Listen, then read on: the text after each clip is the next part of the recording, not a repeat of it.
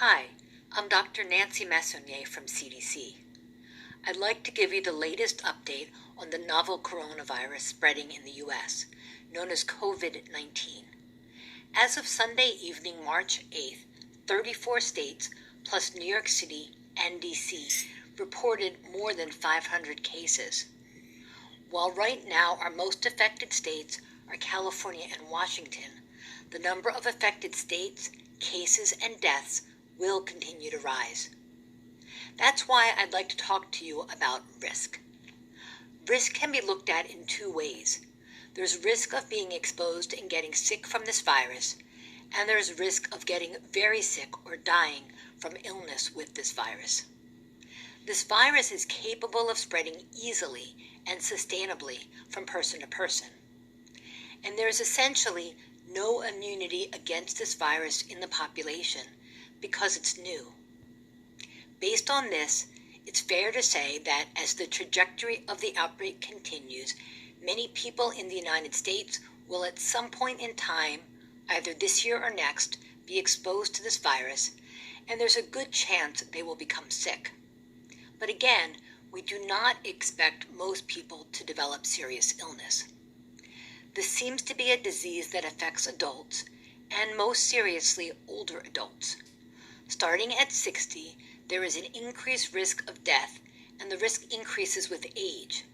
The highest risk of serious illness and death is in people older than 80. People with serious underlying health conditions also are more likely to develop serious outcomes, including death. I'd like to go through our recommendations for people at highest risk.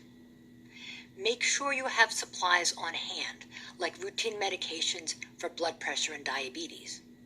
Have enough household items and groceries so that you will be prepared to stay at home for a period. Avoid crowds, especially in poorly ventilated spaces. Travelers, particularly those with underlying health issues, should defer all cruise ship travel worldwide. We also recommend that people at higher risk avoid non-essential long plane trips.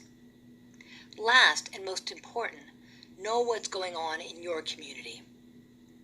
I understand these recommendations may not be popular and that they may be difficult for some people.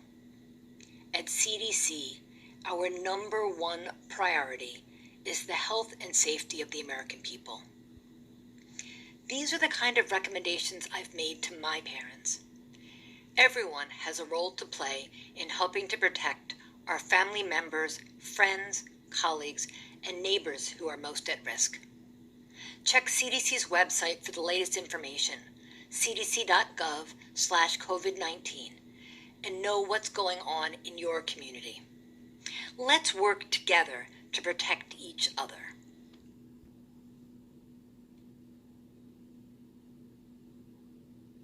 The virus that causes coronavirus disease is spreading in some of our communities.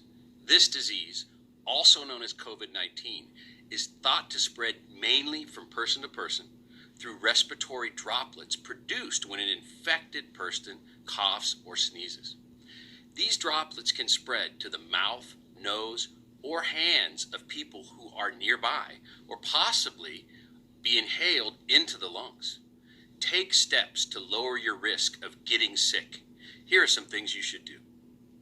Wash your hands often with soap and water for at least 20 seconds.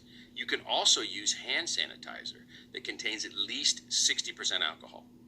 Take extra measures to put distance between yourself and others.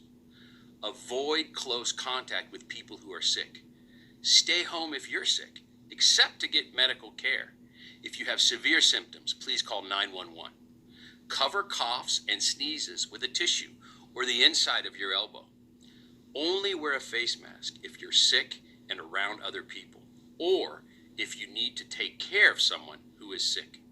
Clean and disinfect frequently touched surfaces. Older adults and people who have severe chronic medical conditions like heart or lung disease or diabetes are at higher risk for more serious illness from COVID-19. This group should consult with their healthcare provider about additional steps to stay protected. For more information on COVID-19, please visit cdc.gov/COVID-19.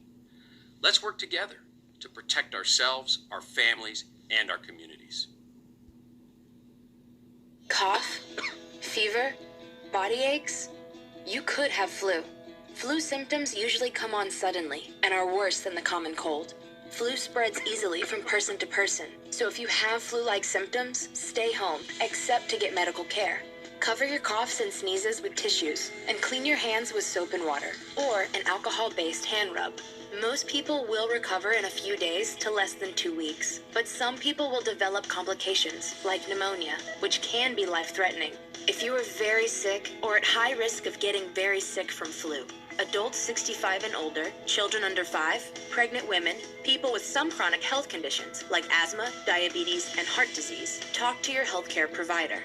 They may prescribe flu antiviral drugs. Antivirals can treat flu and work best when started early, so contact your healthcare provider as soon as possible. Join the fight against flu. Learn more at cdc.gov/fightflu.